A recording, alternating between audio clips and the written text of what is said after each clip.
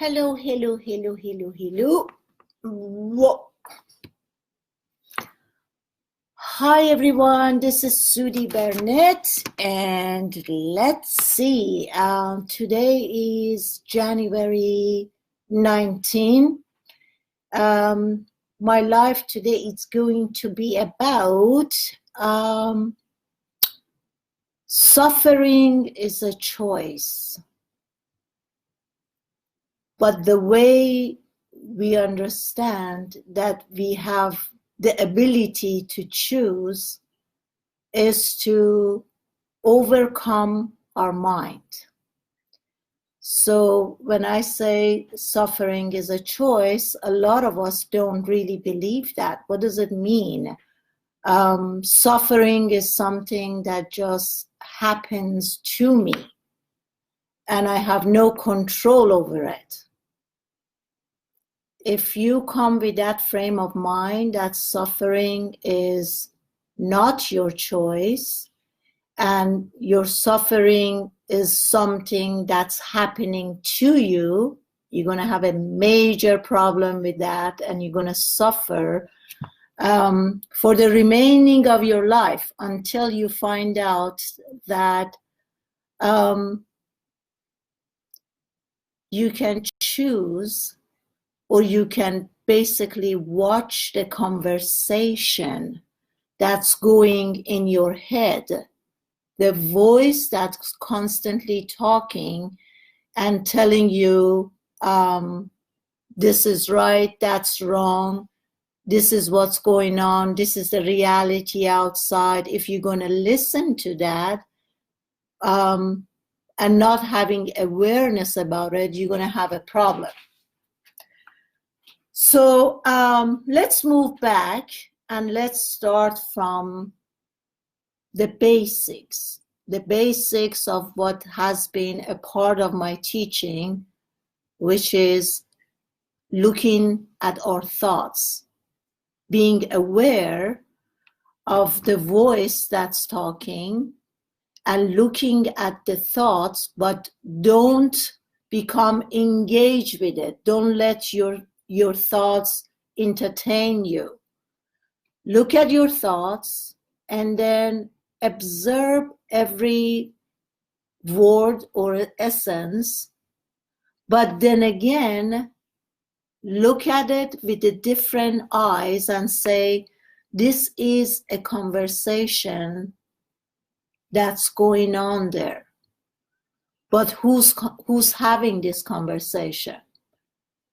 If we pay attention to the frame of our minds, we notice that it looks like, or it seems like, there is more than one character who's speaking. So generally, let's look at our fears. When we look at our thoughts and the frame of thoughts that's coming from fear, we're looking at a situation and we're thinking, the situation that happened right now, I'm not agreeing with that situation. It's not the way that I really want it to be. So instead of agreeing with it, I don't mean in a way to agree and say, yes, this is all right, but agreeing that there is a voice outside of me who's being fearful of whatever situation is going to happen in the future, is not here right now, but agreeing with this voice that's having this conversation and say, I agree. Yeah, but this person who's having this conversation is not me, it's someone else. And as I'm listening to this person who's having this conversation, I'm agreeing with what that voice is saying, but then I separate myself from that conversation of fear or what's going to happen in the future. I'm not sure, the uncertainty. And then the minute you and I ask ourselves, we're not going to be fighting or arguing with that character or those characters who are agreeing or disagreeing. Now, as a third person, I'm saying I agree. You can think and say or have your fears. I agree. I'm not fighting with you. But then I'm going to separate myself from all that conversation. And then I ask myself, what do I think? So this is my belief that from the time you and I are born, our mind or our brain is like a software. Since we are living unconsciously and we're not aware of what's going on, anyone who comes in our surface, they start to throw something or add something to that software. So let's say at the age 5, my father is yelling and he's telling me that you never come to anything. You're not smart enough. You're not sharp enough. So this is what's adding up to this program. And then as time goes by, since I already have that, somebody dumped that information, we're not arguing whether it's right or wrong, but someone has dumped that information to my software and start carrying on and moving on through my life, believing that program in the software is accurate and is correct. So I continue living with that program in the software.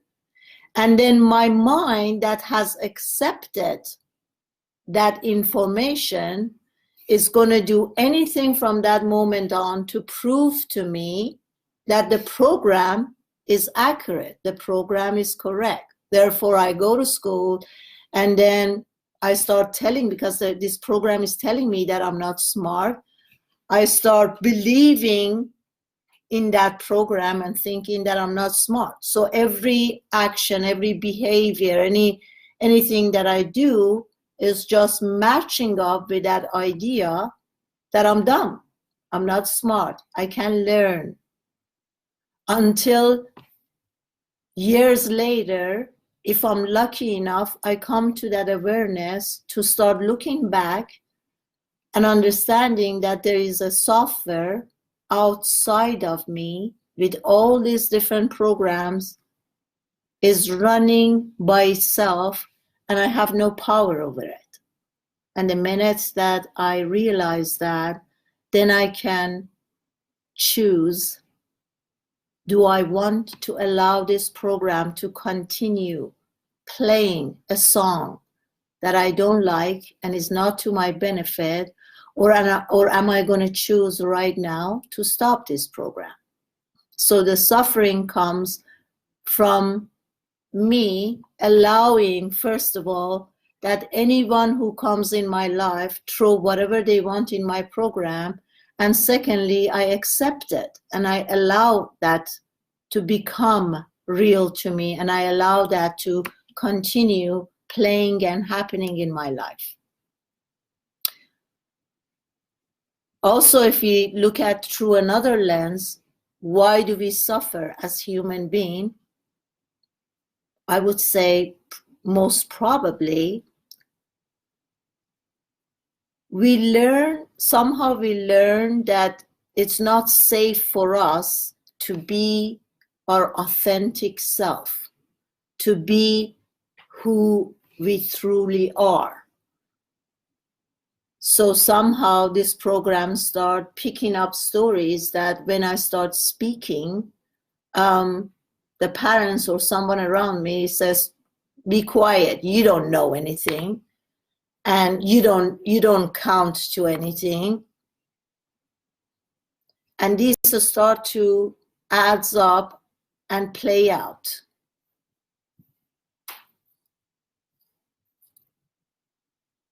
And then as time goes by, I learn somehow that I can't be myself.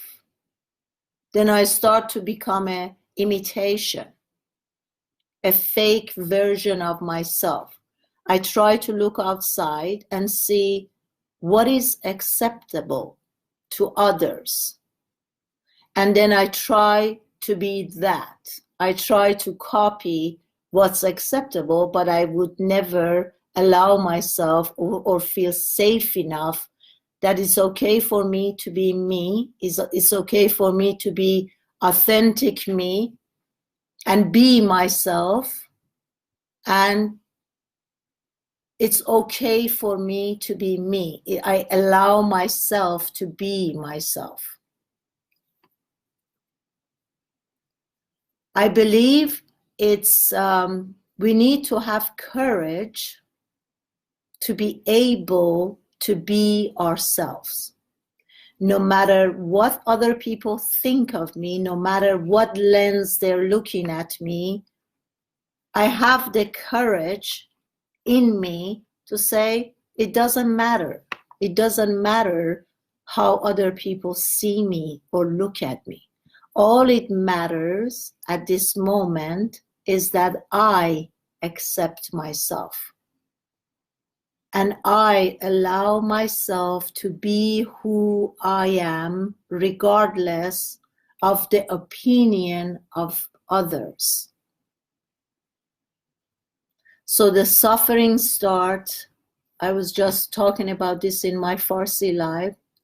Said I believe the suffering starts when you and I don't live our life fully. What do I mean by that? We are somehow go through life unconsciously. We're not conscious about what's going on around us. When events happen, you and I start translating it as something bad or good. Most time, the events that are happening, they're happening to us instead of happening through us. So we take events very seriously and we stick with the judgment of us of that events as being good or bad.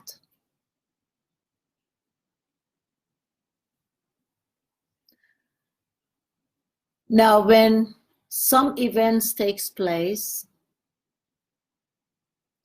and I realize that the character in my head has translated that event as something bad. When I'm conscious, I start looking at the event and I separate myself, kind of distance from that event. And I tell myself, let me look at this accident, incident, event with a different lens. What other meaning could this event have? If I look at it through a different lens, how could I see this event? Or better yet, if I try to find goodness, something good about this event, what could it be? Let's say you get into an accident, which I had many accidents, car accidents before.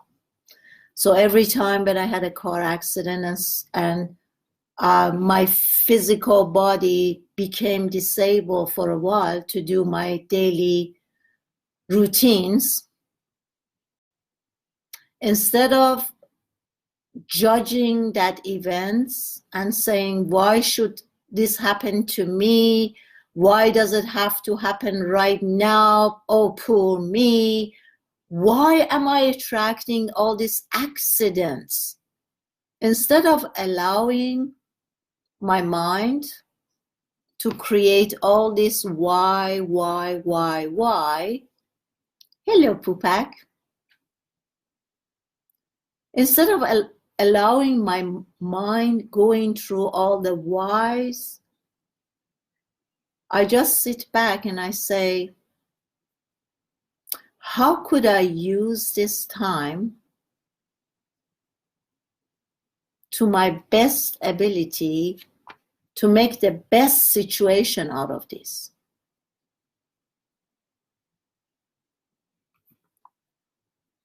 Humayun asked, do we have to pay you when we watch your videos? No, dear, you don't have to pay me. It's a free video. I'm going live on Facebook and Instagram. And once I'm down, this would be uploaded on YouTube, my YouTube channel, Sudi Burnett or Sudi Yazdi. It's all freebies. Okay.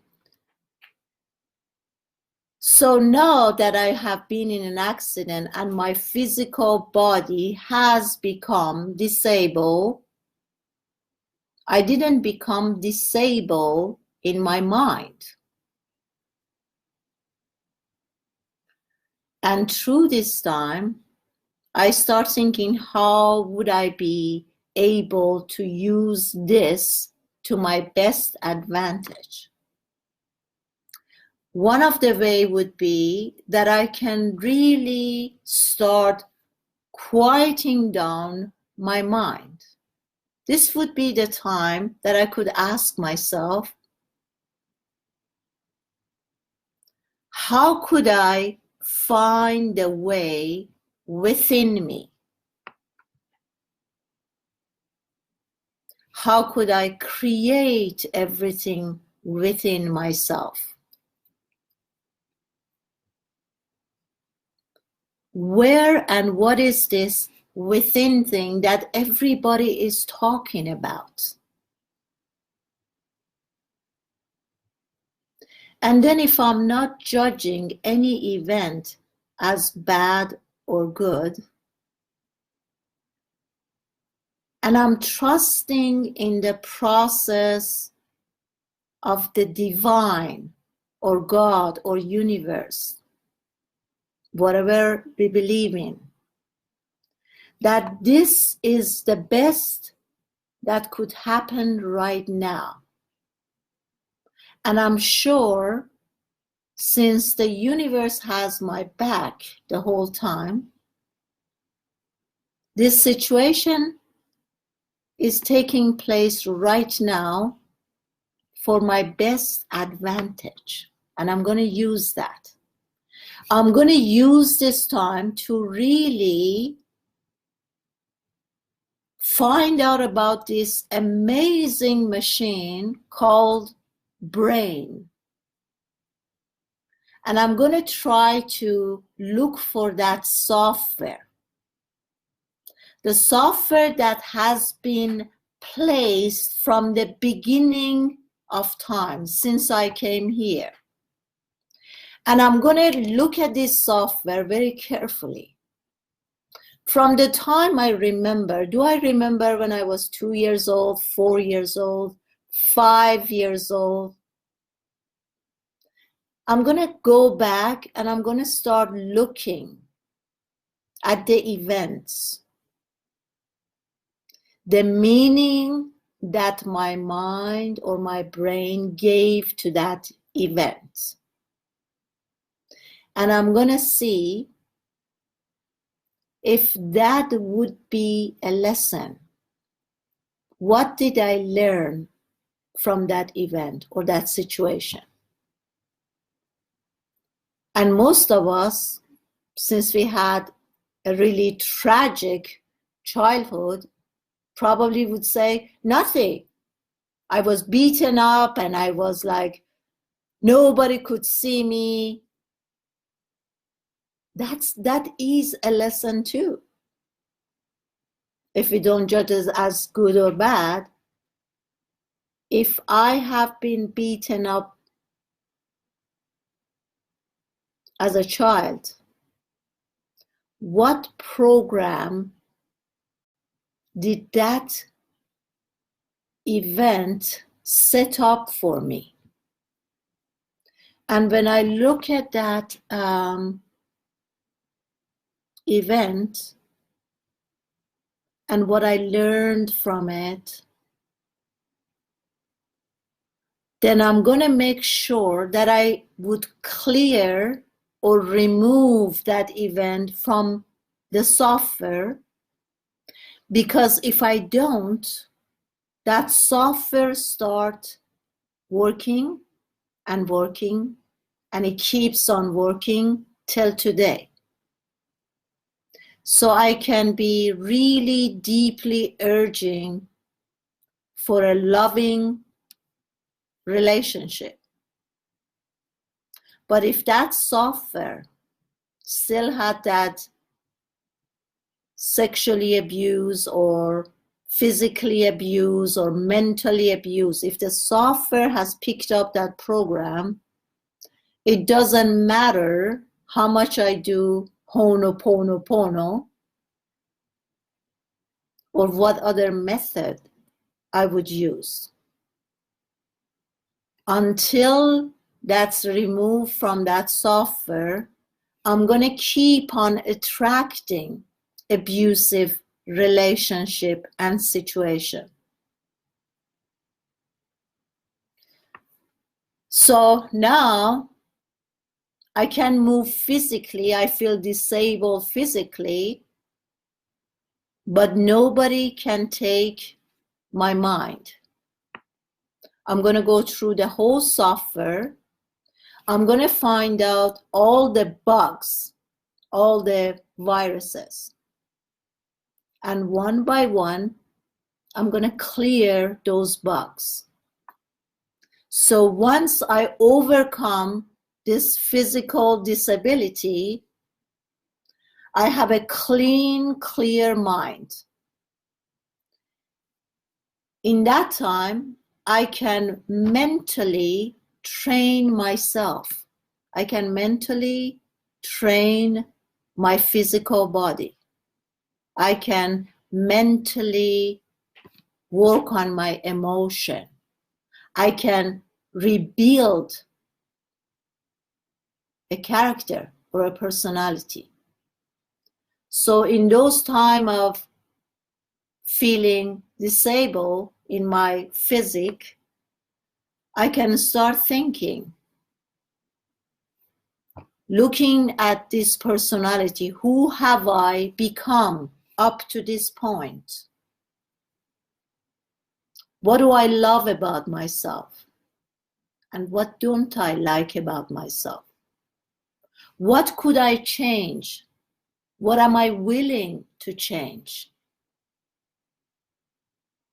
And then a good question here will be, how would a healthy personality look like?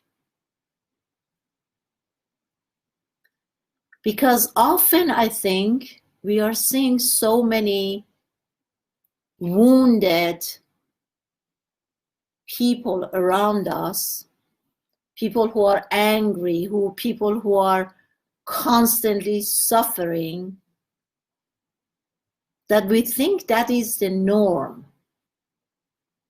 Oh, most people are crazy. Oh, most people have anger. Oh, most people have stress.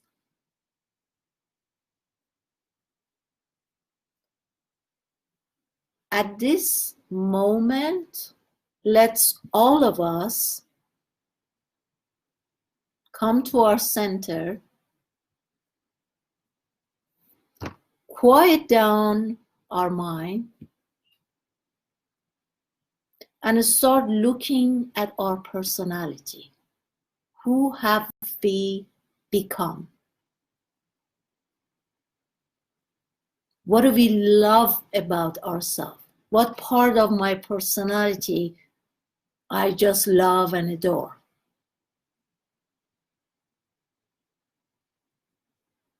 And what part I don't like? What are my weaknesses? What parts do I need to give more energy to strengthen?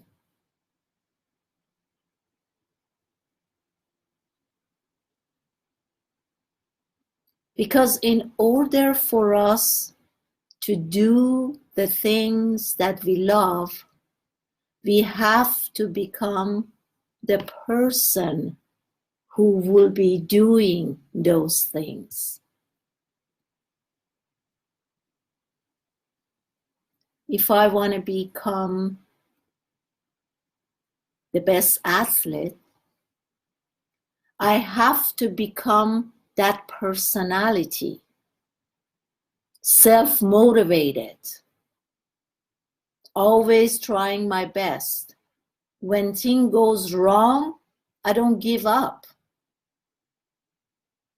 My goal is to succeed on whatever it is. It doesn't matter what it is. And I'm going to keep on doing it and working on my crafts day after day to get myself better and better and better.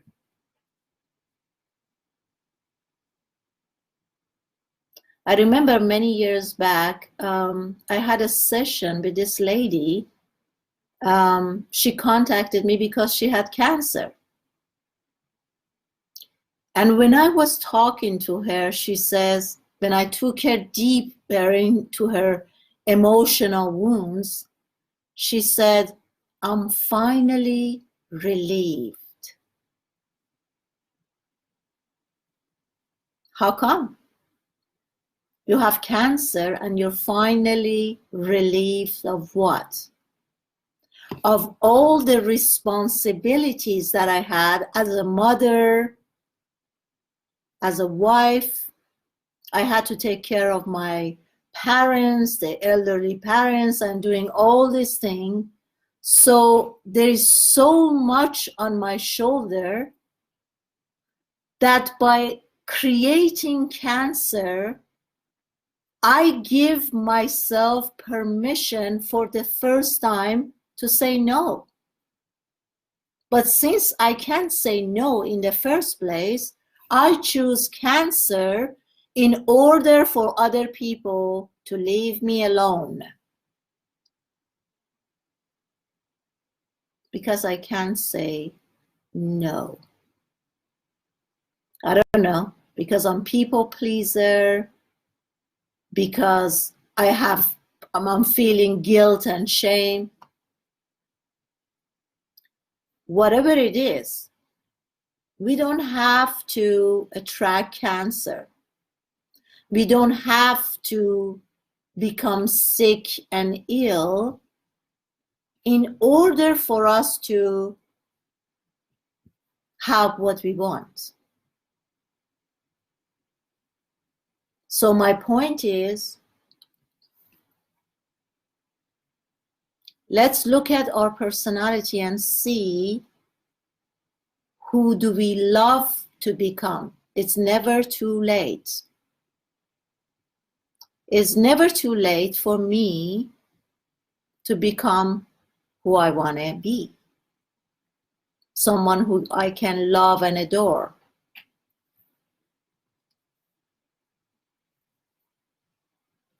So going back to suffering, I think we suffer because we don't accept what is.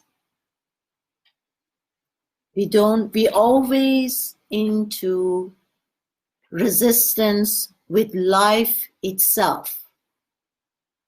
Whatever is going on here right now is not good. It has to be something else. So if my lens is not okay or agreeing with what is, I am constantly going on Instagram and I'm going on Facebook and I'm looking at everybody else. In that moment that she's getting the engagement ring in front of Eiffel Tower, I look at that and I'm like, oh, she's so lucky. But I'm not aware that that moment is when those people are putting their happy mask on. They're giving their phone to somebody else. Hey, can you please take a picture of us? And then he bows down and he hands her the ring. And they're both looking so happily and loving into the camera, take a picture. And I'm sitting here at my house and I said, wow. And then I compare myself to her and her life, and then I get jealous and I get, oh, she has something and I don't have that. So I suffer. And as we look at humans, they're always suffering. If you're not married, you suffer because you can't find a mate. It's so difficult and hard. You suffer. You get married, you suffer. Two people come and he's not what I was expecting him to be. He's not behaving the way I want him to behave. So I'm suffering when I'm married. If I don't have kids, I suffer. Oh, why can't I have a kid? What's going to happen when I leave this world and I don't have? What happened when I get older? I have no one to take care of me. We don't have a kid, we suffer. Then we have a kid, we suffer. Oh my God, she's sick today, he's sick today. He's not studying, there's something wrong with him. What if he becomes nobody?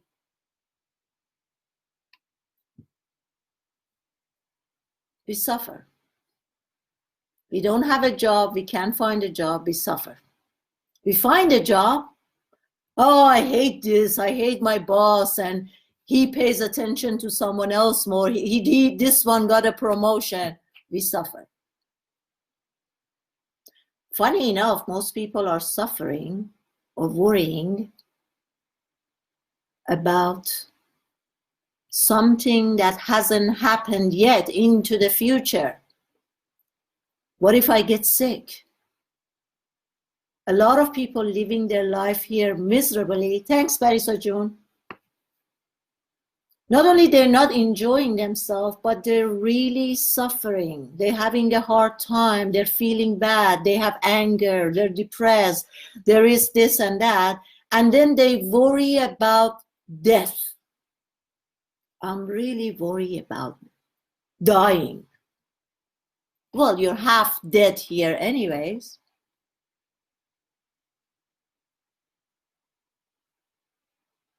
So why do you worry if you die?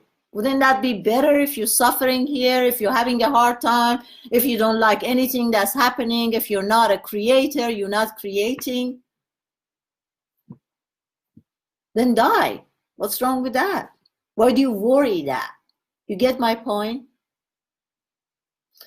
So we are constantly suffering, one, because we always think, if the situation that I'm in right now would be different, I won't suffer. That's one. Secondly is we don't stop the conversation in our head.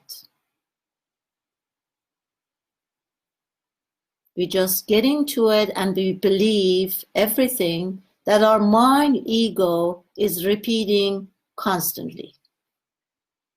And third, we are never authentic. I'm never allow myself to be who I truly am, to show myself without having any mask on. So the solution, yes, love. The solution, one of the solution is Fekhat Sukut, to be aware as soon as a thought start taking place, boom, you cut it, and you come to that millisecond space of nothingness, quietness. So here's the deal. If you and I work on our physical body, start strengthening, working out, lifting weights, building muscles, jogging, running, making our physical body stronger, we can change our reality or destiny about 20 to 30%. Because once I'm physically healthy and strong, my emotions and my mind are affected by it. I make different, I can say I make different, my choices would be different. Because when I'm physically strong, I have that drive. It's like I'm more courageous. So the choices that I make comes from more energy and yes, I can do it. If we work on our mental body, if we keep on doing, cutting out the thoughts, don't allow the thoughts to be going, not listening to the conversation, separate ourselves from the dialogue in our mind. If we work on our mind, 60 to 80%, maybe even more, would affect my reality and my destiny. I understand that destiny is not something that happens to me. Destiny is something that I can create within me. But if we work on our energy body is way beyond my physic, the aura. If I work on this area, then a lot of ego identities falls off. When I'm in the energetic level, I don't say I'm a male or I'm a female, masculine or feminine. It's not in here. Therefore, as soon as my conscious shift from am I a male or a female, as soon as this drops, I am more aware into this energy. As soon as I am the daughter of so-and-so, I'm the wife or not sister or brother of so-and-so, as long as this identity, oh, I'm a life coach and I used to be a personal trainer and blah, blah. As soon as all these identities falls off, then this space is the space of no boundaries. When there's no boundaries, I can be and do and have anything and everything. That's why it's so important. If you and I don't want to suffer, start looking for the one who's managing the suffering, who is creating all this suffering, who is creating this dissatisfaction that what is right now here is not good. I don't like it. If I would become rich, then I won't suffer anymore. If I become size 0, then I won't suffer anymore. If I get my degrees and have a good job, then I won't suffer anymore.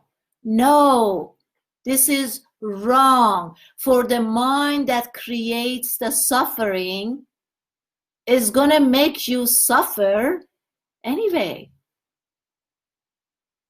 Actually, all those doings that we do, let's look at our hobbies. Oh, I dance, and when I dance for 2 or 3 hours, I feel so amazing. Oh, I go hiking, or I go to the nature. When I go to the nature, I feel great. Oh, when I jumpy jacked, I feel amazing. those are all, I'm not saying they're bad. What I'm saying, all of those are distractions for you not to think about all the messes that your mind ego has created in the past. So I'm going to distract myself by doing all these activities, drinking, eating excessively. I'm going to do all this thing to distract myself from what my mind ego has created to this point and moment that I don't like, I don't agree with. It could have been different. It would have been different, but it's not. You see what I'm saying? There's nothing wrong for us to be active and to have hobbies and do all these things. All these things are great. But look at the intention behind it. Can you be okay with yourself 10 minutes without your phone, without the distraction from the outside? Could you sit in a room alone with yourself without a device in your hand and be okay with yourself?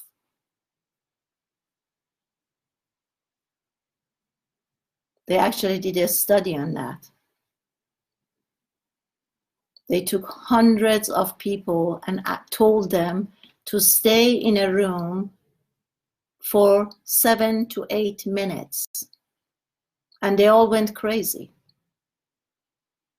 They all felt bad. Why?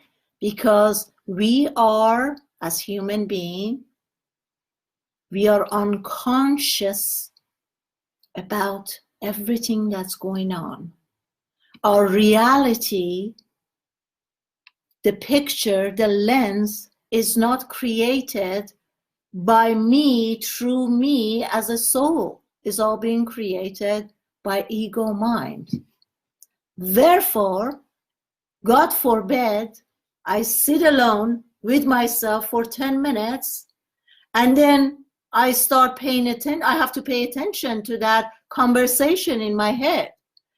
And then all the fears and insecurities and the bad memories and the stories and what happened to me and all of this comes up. And I feel bad. And as human beings, again, we have learned that we should always feel good. I don't know how or where they got that. They set that program that you and I have always be feeling good. We should not feel anything bad or go through emotion that's bad. We just have to suppress it, or we have to get away from it as soon as possible so we won't feel. Therefore, I turn into a robot without any emotion whatsoever, but it's okay because then I won't feel bad. Thank you very much for all of you guys to be here. If you don't want to suffer, the best solution that I can hand out to you is, one, don't judge any situation as bad or good. Be mindful and careful about this conversation in your head. Who is the thinker? Who is the one behind all your thoughts? Once you realize that this conversation is constantly going, the same conversation day after day, and it's not even you, and you separate yourself from it, don't argue with it, don't get involved with it, and then start asking the question, who is thinking? Who is the thinker behind all these thoughts? And then as soon as you ask this question, you get this aha moment. Oh, It's not even me. I didn't choose. If I'm conscious, I know that I have billions of thoughts, and I would choose the best thought that's going to make me feel good. Why would I choose? I'm intelligent enough to know that if I choose those bad, worrying, fearful, insecure thoughts, it's going to make me feel bad, and it's going to change my reality. I'm intelligent enough to know that. And as an intelligent human being, why am I allowing the ego mind to run its program? And why don't I do anything about this software that has been dumped over by anyone who has passed by, and I accept it as my truth? You can stop right now, right here. Love and blessing to all of you. If you guys need some help, you know that I have just started a 6-month webinar every Sunday for 2.5 hours. You guys can join me over there. We go through everything. You get some techniques about what to do with this devil, meaning your ego mind. And then we are rebuilding our personality. We're going to work on what's working for us. We're going to do more of what's not working for us. We're going to stop that. So as a coach, I'm going to be with you guys for 6 months and hope to see all of you up there. Love and blessing. Choose not to suffer. Remember that suffering or any other bad feeling is just a choice. Choose better, be smarter, accept what it is right now, and make the best out of it. Till next week, love. See you guys next Sunday. Bye-bye.